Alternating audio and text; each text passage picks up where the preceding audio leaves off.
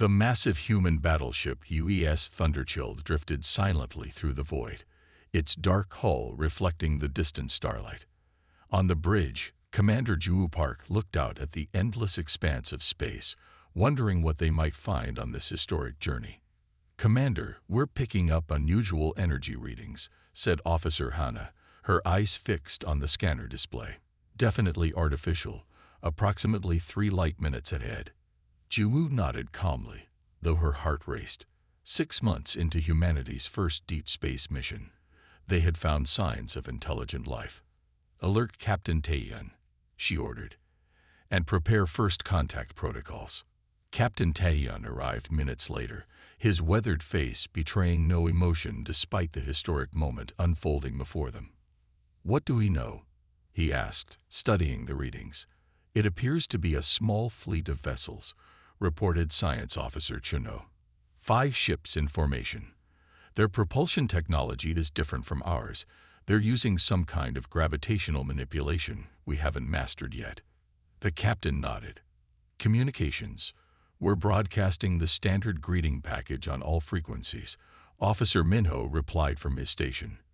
"Mathematical sequences, basic chemical formulas, visual representations of humans and Earth."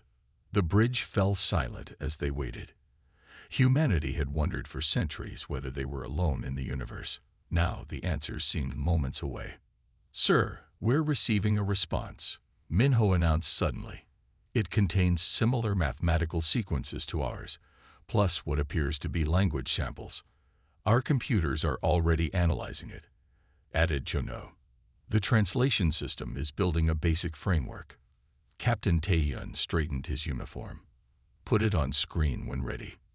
The main view screen flickered, then revealed a being unlike anything they had seen before. Its skin was pale blue, with 4 eyes arranged in a diamond pattern.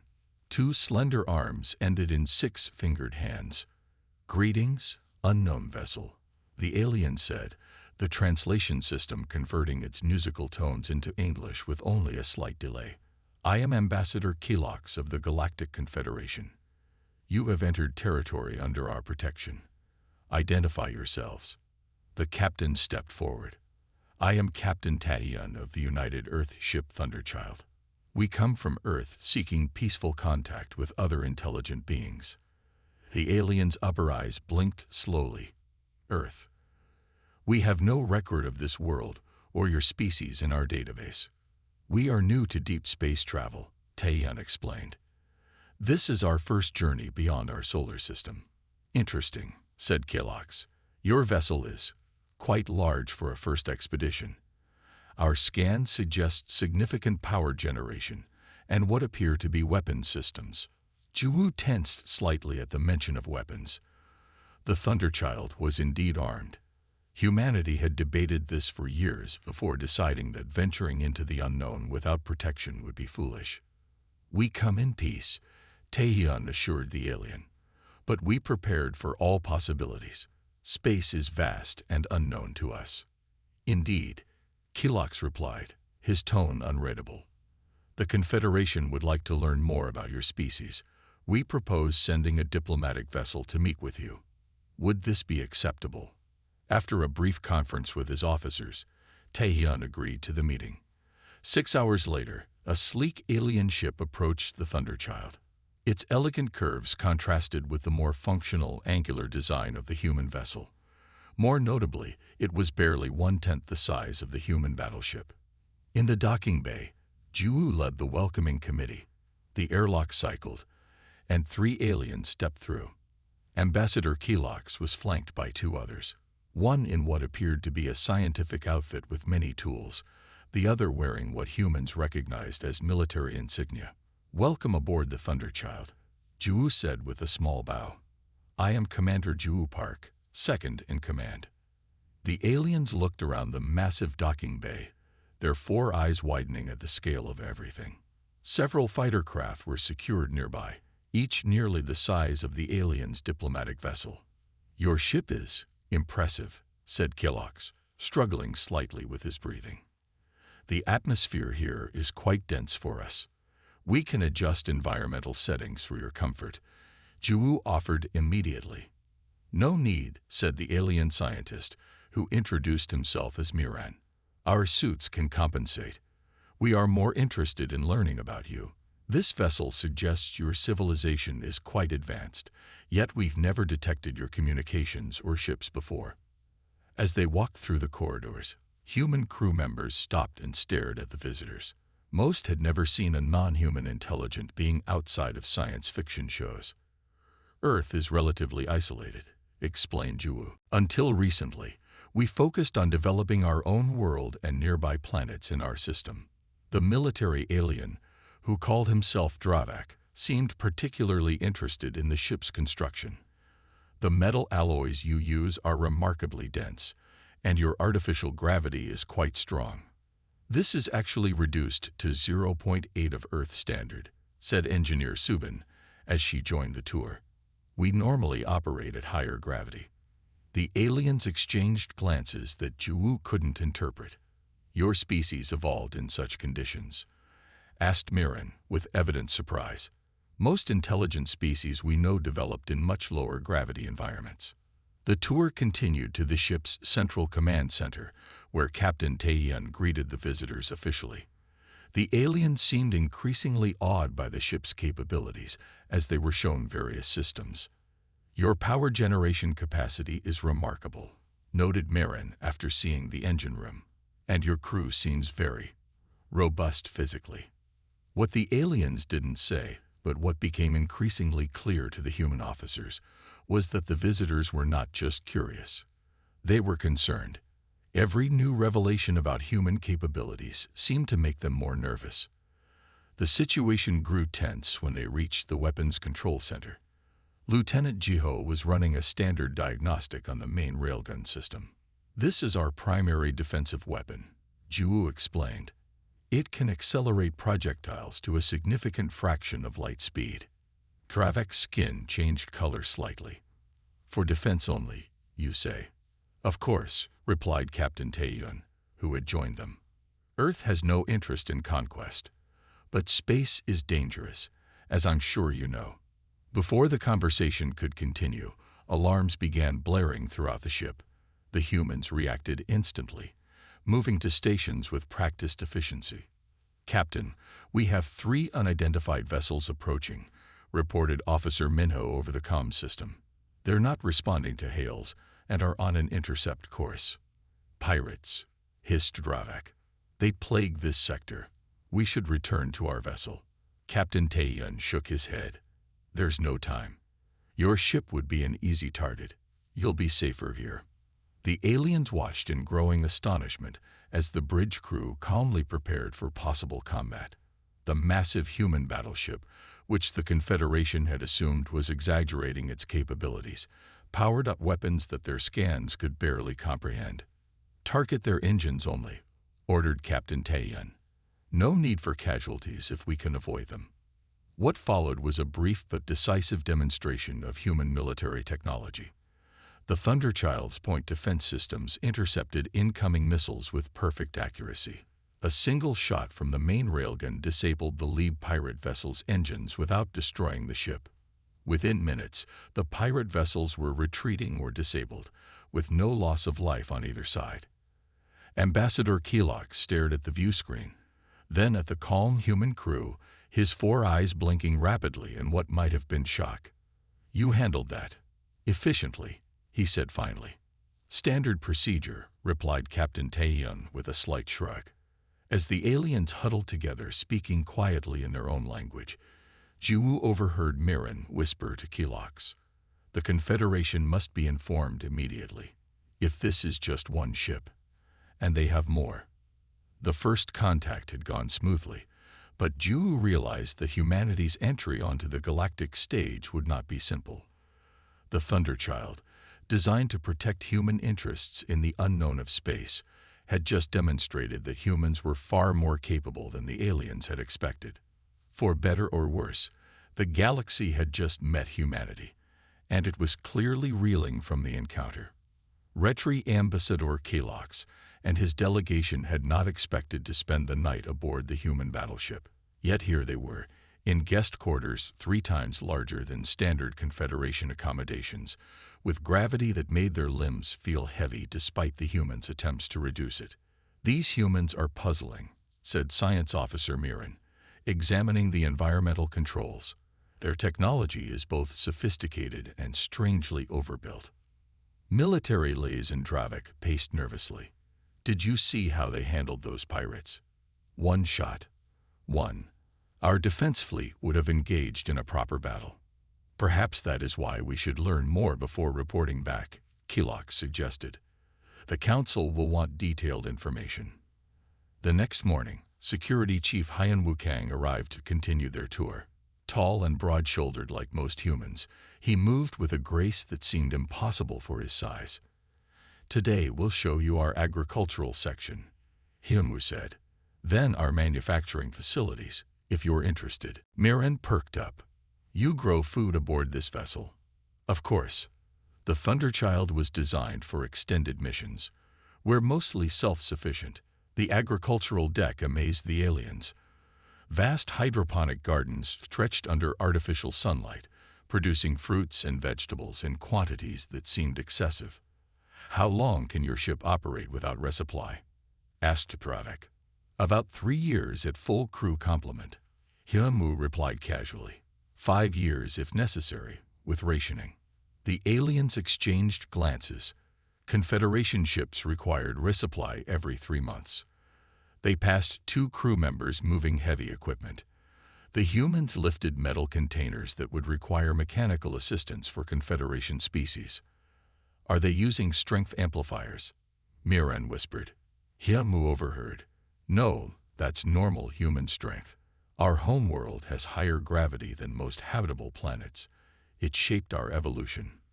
In the manufacturing section, Engineer Subin demonstrated the ship's fabrication capabilities. She casually picked up a replacement hull plate that had to weigh at least 60 kilograms. "Most repairs we can handle internally," she explained. "These fabricators can produce anything from circuit components to structural elements." Dravik's military training couldn't hide his shock. "Your redundancy systems are impressive. Necessary for deep space exploration," Subin said with a smile. "We had to assume we find no help out here." After lunch, where the aliens watched in amazement as humans consumed portions that would feed 3 Confederation citizens, Captain Taeyeon invited them to observe a training exercise. "We maintain readiness through regular drills," he explained as they entered an observation room overlooking a large training area. Below, 20 human crew members were engaged in what appeared to be combat practice.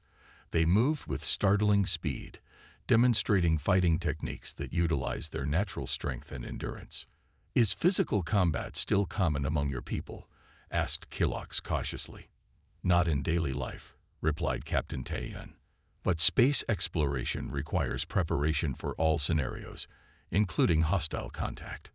Mirren's scientific curiosity overcame his apprehension. "Your species' physical capabilities are remarkable. Do all humans share these traits?" "More or less," said Hyunwoo.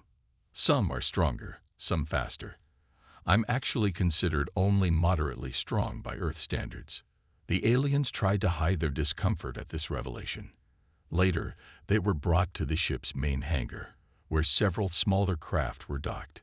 Engineer Minju was supervising maintenance on a fighter craft. "This is one of our short-range interceptors," she explained. "We carry 12 aboard the Thunderchild." Dravik studied the fighter with professional interest. The weapon systems looked substantial for a craft this size. "They need to be," Minju said. "These fighters are our first line of defense." She demonstrated the maintenance procedure, casually removing an engine component that clearly weighed at least 40 kilograms. "Is she using some kind of mechanical assistance?" Dravik whispered to Hyunwoo. "No," the security chief replied. "That's standard human strength." The afternoon continued with demonstrations of the ship's various systems. The aliens grew increasingly silent as they witnessed technology that equaled or exceeded Confederation standards in nearly every category. In the medical bay, Dr. Jimin showed them treatment pods designed to accelerate human healing. Our bodies naturally recover from most injuries, he explained. These units simply speed the process. Your regenerative capabilities are built into your biology, asked Mirren. Yes, humans evolved with efficient repair mechanisms. Broken bones heal, damaged tissue regenerates. These medical units just optimize the natural process. By evening, the alien delegation appeared overwhelmed. Captain Taeyeon invited them to dinner in his private dining room. I hope today was informative, he said as they were served food that had been adjusted to their biochemistry. Very, said Killox carefully. Your ship and crew are impressive. We're curious about the Confederation, said Juwoo, who had joined them. How many species are members? 57 at present, Killox replied. Most joined after developing interstellar travel. And do all member species contribute equally? Asked Captain Taeyeon. Dravak and Mirren looked uncomfortable, but Killox answered honestly. Some have more advanced technology or resources than others. The Confederation aims to elevate all members over time. After dinner, Captain Taeyeon made an unexpected offer. Tomorrow we're conducting standard weapon drills. Would your delegation be interested in observing? The aliens couldn't hide their curiosity, despite their growing unease about human capabilities. We would be honored, Killox replied formally. The next morning found them in the tactical observation deck. Below, Weapons Officer Jiho directed the drill, his voice calm as he issued commands. Primary railgun charging. Point defense systems active. Target drones deployed. Outside the ship, small remote-controlled objects maneuvered rapidly, simulating attack patterns. These drones move faster than any Confederation combat vessel, noted Dravak with professional concern. We design our training to exceed likely combat scenarios, explained Captain Taeyeon. What followed was a demonstration of precision that left the aliens speechless. The Thunderchild's defensive systems tracked and neutralized targets moving at incredible speeds. The main railgun fired once, destroying a drone cluster 5,000 kilometers away with perfect accuracy. The targeting systems compensate for light speed delay automatically, Jiho explained. We can hit targets at ranges of up to 1 light second, with 98% accuracy. Ambassador Killox's skin had paled to a lighter blue. The Confederation had nothing comparable to this level of firepower or precision. And this is standard for your military vessels? He asked carefully. The Thunderchild is our first deep space battleship, Captain Taeyeon replied. But yes, these systems represent current human military technology. After the demonstration, the alien delegation requested a private meeting. Captain Taeyeon granted them use of a conference room, where they spoke quietly in their native language. This changes everything, Dravak said urgently. One human vessel could neutralize an entire defense fleet, and they claim to have built more of these ships, added Mirren. Their resource allocation must be extraordinary. Killox looked troubled. What concerns me more is that they seem genuinely peaceful. They've shown us their capabilities openly, without threats. Or perhaps this is an intimidation tactic, suggested Dravak. Show us their power so we don't resist when more arrive. I don't believe so, said Killox. I studied their expressions, their behavior. They seem earnest in their desire for peaceful contact. Regardless, said Mirren, the Council must be informed immediately. A species this powerful, unknown until now. Their discussion was interrupted by an alert siren. The ship's communication system activated. Alien delegation, came Commander Juwoo's voice. Please report to the bridge immediately. We've received a distress call from a Confederation outpost in this sector. When they arrived on the bridge, they found the human crew preparing for emergency response. Ambassador, said Captain Taeyeon gravely, a settlement called Outpost Vega is under attack by the same pirate group we encountered earlier, apparently reinforced. They're requesting assistance. Dravak looked stunned. Outpost Vega has a defensive shield, but minimal weapons. Our nearest patrol is 3 days away. We can reach them in 40 minutes at maximum speed, said Captain Taeyeon. With your permission, we would like to assist. The aliens exchanged glances of surprise and uncertainty. "You would help defend a Confederation outpost?" asked Kelox. "Of course," replied Captain Taiyan simply. "People are in danger." As the Thunderchild changed course, accelerating to speeds the alien delegation had not believed possible, Kelox realized that humanity's entry into galactic affairs would be more complex than anyone could have anticipated. These humans were not just physically stronger and technologically advanced. They apparently held moral principles they were willing to back with action. The real demonstration, it seemed, was just beginning. Retrieve Confederation Council chamber hummed with anxious voices. Over 300 representatives from 57 species filled the Grand Hall, their conversations creating a storm of sound. At the center of the chamber stood a holographic display showing the UES Thunderchild in battle, defending Outpost Vega against pirate forces. "The footage speaks for itself," said High Chancellor Vex, her slender frame barely visible above the podium.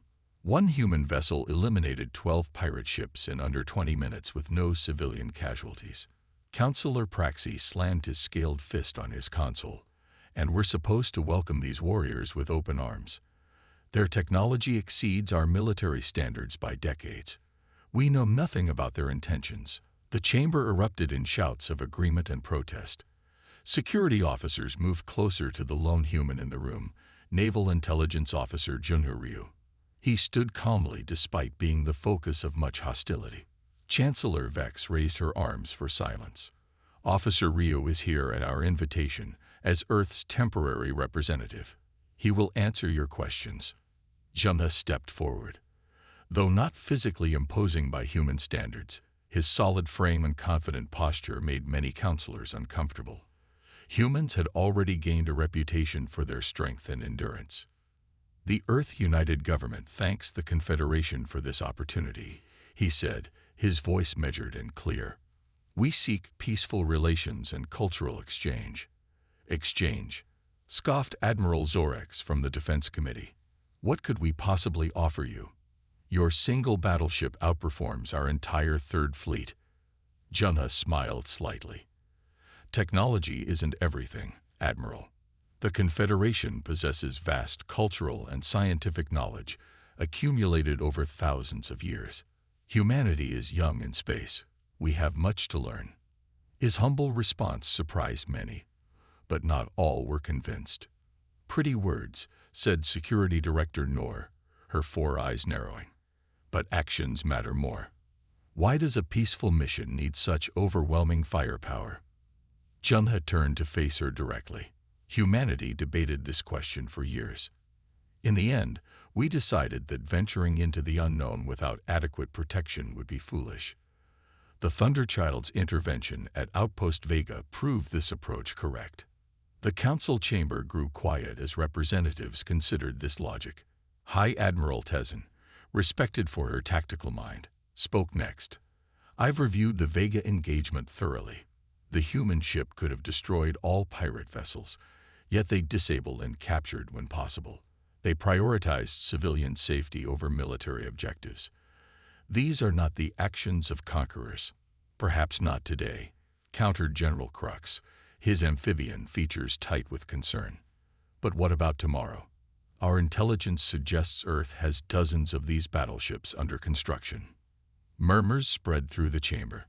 Junha maintained his composure, though this information was clearly not something he had intended to discuss. "Our shipbuilding program is a matter of sovereign security," he replied carefully, "just as every Confederation species maintains its own defense forces. Not forces that could overwhelm the entire Confederation," shouted a representative from the back. Chancellor Vex called for order.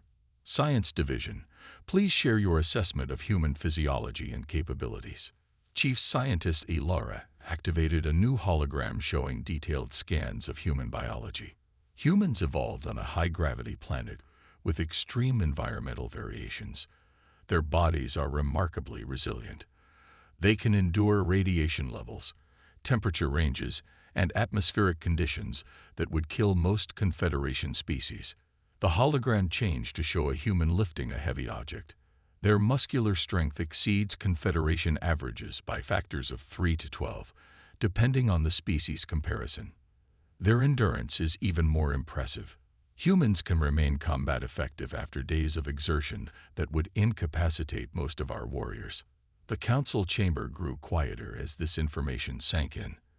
They are essentially evolved for warfare, concluded Ilara. Not by choice, but by the harsh conditions of their homeworld. Junna cleared his throat. With respect, that's an oversimplification. We evolved for survival, not conflict. Throughout our history, cooperation has been just as important as strength. The debate continued for hours. Some counselors advocated for immediate alliance, pointing to the benefits of human protection against pirate forces. Others demanded restrictions on human expansion into Confederation space. Meanwhile, in a private chamber adjoining the council hall, General Crux met with representatives from 15 species, all with strong military traditions. The council debates while the existential threat grows stronger. Crux said, his voice low. Humans may seem peaceful now, but history teaches caution. No species acquires such military power without eventual use. Admiral Pelax nodded. Their technology is advancing rapidly. The gap between our capabilities and theirs will only widen. What do you propose? Asked Commander Thrix, her crystalline form shimmering with concern. A preemptive security operation, Crux replied. Nothing dramatic. Just a show of force to demonstrate that the Confederation cannot be intimidated. We intercept their battleship, demand inspections of their weapons systems, and establish clear boundaries for their operations in our space. The Council would never approve such action, noted Thrix. Crux's mouth formed what passed for a smile among his species, which is why we won't ask for permission. Better to seek forgiveness after ensuring our collective security. Back in the Council chamber, the debate had shifted to practical matters. Trade agreements, cultural exchange protocols, and territorial boundaries were being discussed. Junha participated actively, occasionally consulting with Earth Command through a secure communication device. During a brief recess, Ambassador Kilox approached Junha in a quiet corridor. Your patience is commendable, Kilox said. Many representatives are being difficult. Junha smiled. Fear is universal, Ambassador. Humanity's arrival has disrupted the established order. Some resistance is expected. Yes, but some are taking that resistance too far, Kilox replied, lowering his voice. I've heard whispers of unauthorized military preparations. General Crux has been gathering support among the more aggressive species. Junha's expression remained neutral, but his posture tensed slightly. Thank you for the information, Ambassador. Earth wants only peaceful relations, but we will protect our people. Over the next week, the political situation grew more complex. The Council officially welcomed humanity and established preliminary diplomatic protocols. Officer Junha was confirmed as temporary ambassador until a permanent diplomatic team could arrive from Earth. Human technology became highly sought after by some species, while others banned its import entirely. Rumors about Earth's military capabilities grew with each telling. Some claimed humans could fight for days without rest, survive in vacuum without protection, or lift 10 times their body weight. The Thunderchild, meanwhile, continued its exploration mission under close observation by Confederation monitoring stations. Captain Taeyeon maintained regular communication with both Earth Command and the Confederation Council, unaware of the growing conspiracy against his vessel. In his temporary quarters on the Confederation capital world, Junha reviewed security reports with growing concern. Unusual fleet movements had been detected near the Carillion Nebula, where the Thunderchild was scheduled to conduct scientific research. Computer, secure channel to Earth Command, he said, his voice grave. When the connection established, he spoke clearly and concisely. High Command, we have a situation developing. Request immediate advisory regarding potential hostile action against the Thunderchild. Evidence suggests an unauthorized military operation led by Confederation General Crux. The response came quickly. Understood, Ambassador. Warning message dispatched to Captain Taehyun. Proceed with diplomatic countermeasures as you see fit. Second contact fleet has been placed on standby. Earth United stands with you. Junha ended the transmission and looked out at the alien skyline. He had hoped first contact would proceed peacefully, but humanity had prepared for all possibilities. If General Crux sought a demonstration of human military capability, he would soon receive one, though not in the way he intended. As night fell on the Confederation capital, 12 warships secretly rendezvoused near the Carillion Nebula. Their mission: intercept and neutralize the human threat before it could grow stronger. What they didn't realize was that humanity's apparent openness had been strategic. The Thunderchild had revealed impressive capabilities, yes, but far from all of them. Retrieve the Thunderchild cruised at the edge of the Carillion Nebula, its sensors gathering data on the swirling cosmic gases. Red and purple clouds stretched across the viewport, creating a beautiful yet dangerous landscape. The nebula's radiation interfered with long-range sensors, making it the perfect place for an ambush. On the bridge, Sensor Officer Ji-Young Moon stared at her display with growing concern. Captain, I'm detecting unusual energy signatures at coordinates 227 Mark 43. Multiple vessels decloaking. Captain Taehyun Lee moved swiftly to her station. How many? 12, sir. Confederation military design. They're moving to surround us. The bridge crew tensed. They had received Ambassador Junha's warning about possible hostile action just hours ago, but hadn't expected such a large force. Battle stations, ordered Captain Lee calmly. Power up defensive systems, but weapons remain on standby. Let's not escalate this situation unnecessarily. Warning lights flashed as crew members rushed to their positions. The massive battleship hummed as shield generators activated and emergency systems prepared for combat. Multiple targeting locks detected, reported Weapons Officer Seojin Park. They're arming weapons, sir. Captain Lee nodded. Open communications. Let's try to resolve this peacefully. Communications Officer Doyun brought up the main view screen. The reptilian face of General Crux appeared, his yellow eyes cold and calculating. Human vessel. Crux began without preamble. You have violated Confederation security protocols. Your ship will power down all weapons and prepare for boarding and inspection. Captain Lee stood tall. General Crux, we have committed no hostile acts against the Confederation. Our presence here was approved by the Council for Scientific Research. Your very existence is a threat, Crux replied. The Council is naive. One human warship destroyed a pirate fleet that has evaded our patrols for years. Your technology represents an unacceptable military advantage. We defended your people at Outpost Vega, Captain Lee reminded him. We seek friendship, not conflict. Words are cheap, Captain. Your ship will submit to inspection and weapons restrictions, or face the consequences. Before Captain Lee could respond, the transmission cut off. Seojin's console beeped urgently. Sir, they're powering up main weapons, energy torpedoes, and particle beams charging. The captain's face hardened. So be it. Tactical display. A holographic map appeared, showing the Thunderchild surrounded by 12 Confederation vessels. They had formed a perfect containment pattern, with the nebula at their back. They'd boxed us in against the radiation belt, noted Commander Juwu. Any retreat would take us deeper into the nebula, where navigation is difficult. Captain Lee studied the display. What do we know about their shield technology? Science Officer Chunok consulted his readings. Standard Confederation energy shields. Effective against directed energy weapons, less so against physical projectiles.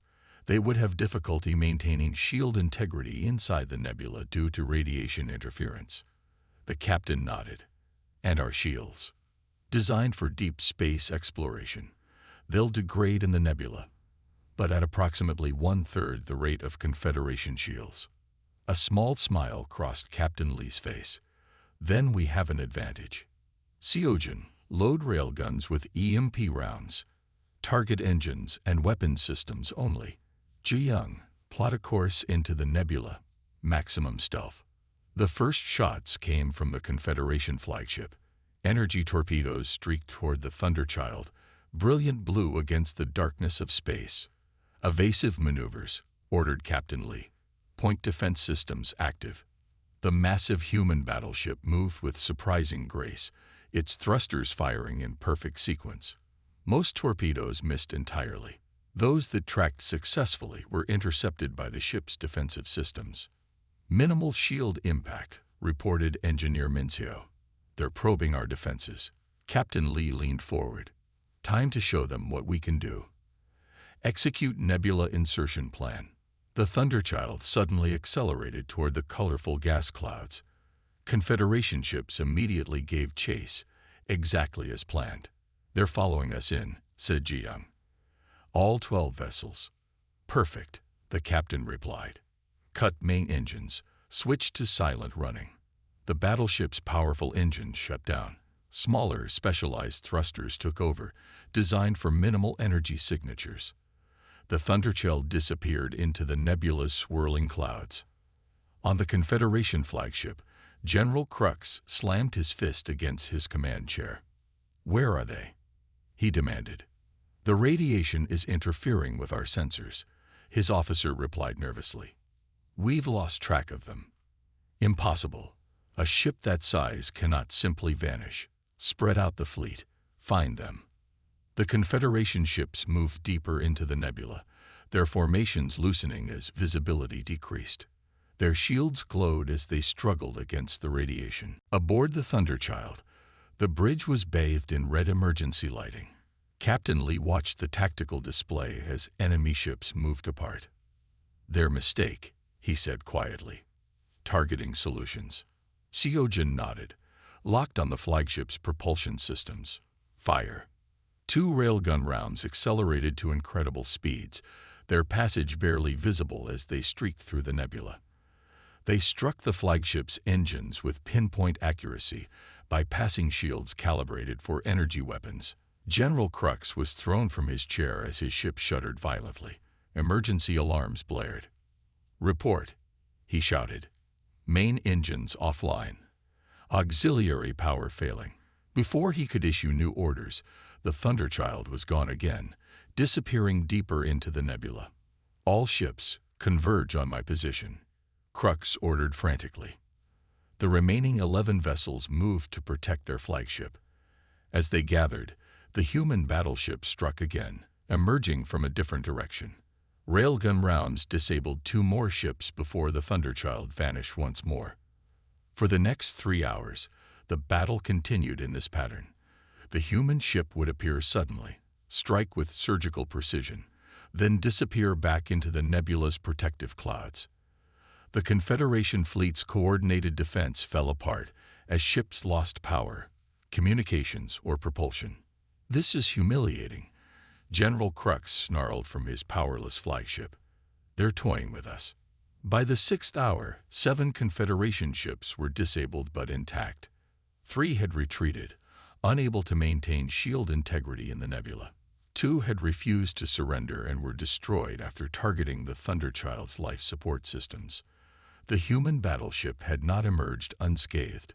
Several direct hits from particle beams had damaged its outer hull. 1 lucky shot had disabled a secondary power core. But its main systems remained operational, a testament to human engineering built for redundancy and durability. Finally, Captain Lee ordered a direct communication to General Crux's drifting flagship. General, he said, his face appearing on the Confederation vessel's flickering view screen. This conflict was unnecessary. We defended ourselves as required, but took care to minimize casualties. Crux's scales had paled with rage and humiliation. You've committed an act of war against the Confederation. No, General. You assembled this fleet without council authorization. Ambassador Junna confirmed this before we ever entered the nebula. Your actions were not sanctioned by your government. The revelation silenced Crux momentarily. Then his eyes narrowed. The council is weak. They don't understand the threat you represent. We represent no threat to peaceful species, Captain Lee replied firmly. But we will defend ourselves when attacked. Remember that, General." The transmission ended. On the Thunderchild's bridge, Captain Lee turned to his crew. "Damage report. Hull breaches on decks 7 and 12, contained by emergency fields," reported Engineer Mincio. "Secondary power core offline. Estimated repair time, 14 hours. Casualties, 3 injured, no fatalities. Medical teams are responding." Captain Lee nodded, relief visible on his tired face. "Begin repair procedures. Maintain defensive posture until Confederation rescue vessels arrive for their disabled ships." Commander Juwu stepped closer to the captain. "Sir, what happens now?" "Politically, I mean." Captain Lee looked out at the nebula, where the disabled Confederation ships drifted like wounded sea creatures. "Now," he said quietly, "the real diplomacy begins. General Crux wanted to see our capabilities. He's seen them. Perhaps now the Confederation will understand that humanity comes in peace, but we are not to be trifled with." As the Thunderchild's crew worked to repair their damaged vessel, news of the battle was already spreading throughout Confederation space.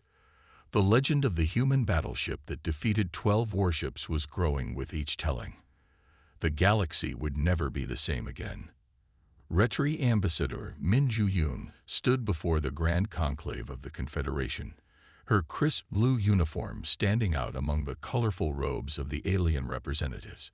6 weeks had passed since the battle in the Carillion Nebula, 6 weeks of intense diplomatic negotiations and heated debates. The vast chamber held thousands of delegates from all 57 member species. Their voices created a constant background hum until High Chancellor Vex raised her 4 arms for silence. "This emergency session will now begin," Vex announced, her translator converting her musical language into standard Confederation speech. "We are here to finalize terms of the Human Confederation Treaty." Ambassador Minju waited calmly as murmurs spread through the chamber. Earth had sent her to replace Officer Junna after the battle, believing a more senior diplomat was needed. She had spent decades negotiating complex treaties on Earth, but nothing had prepared her for the challenge of representing humanity to an entire galaxy. "The humans have submitted their terms," continued Chancellor Vex. "Ambassador Minju will present them."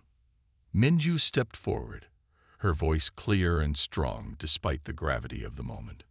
"People of the Confederation, I bring greetings from Earth. The unfortunate conflict between our ships was not what we wanted for our first major interaction. We regret the loss of life and the damage caused." She paused, looking at the assembled delegates. Some watched her with open hostility, others with curiosity or respect. "Earth desires peace and cooperation. Our treaty proposal is simple. First, we request recognition as a sovereign power with the right to control our home system and current colonies. Second, we offer technological exchange in medical science, agriculture, and non-military engineering.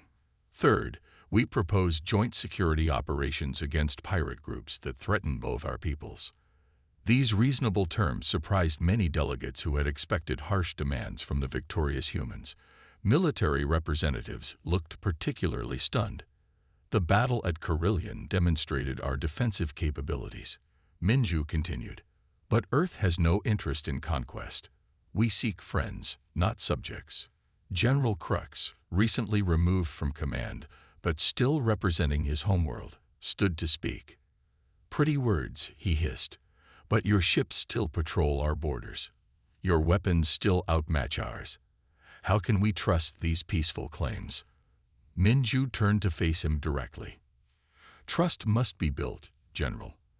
That is why Earth has already reduced our military presence in Confederation space from 6 battleships to 4.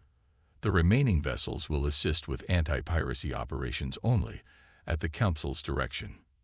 This concession created a buzz of conversation. No one had expected the humans to voluntarily reduce their military footprint. Admiral Tezen, who had replaced Crux as head of Confederation Defense, spoke next.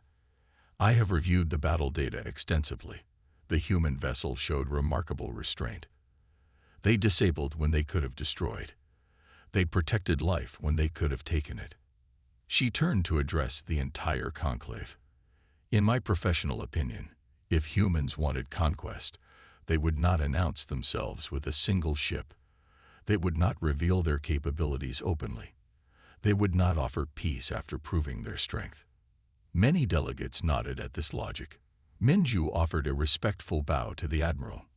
Science Chief Ilara activated a holographic display showing human physiology alongside various Confederation species. My colleagues and I have conducted extensive research on human biology, she explained. Their physical capabilities initially alarmed us, but context matters. Humans evolved on what we would consider a death world: high gravity, extreme temperature variations, high oxygen levels, and dangerous wildlife. The display showed Earth's natural environments, from scorching deserts to frozen tundra. Their strength and endurance weren't developed for war, continued Ilara. They were necessary for survival. Moreover, humans show remarkable adaptability and problem-solving skills. Their innovations could benefit all Confederation species. The debate continued for hours. Some delegates remained suspicious of human intentions. Others saw opportunity in alliance with such a powerful newcomer. Through it all, Ambassador Minju answered questions with patience and transparency. When the final vote came, the treaty passed with a narrow majority. Humanity was officially recognized as a sovereign power and ally of the Confederation.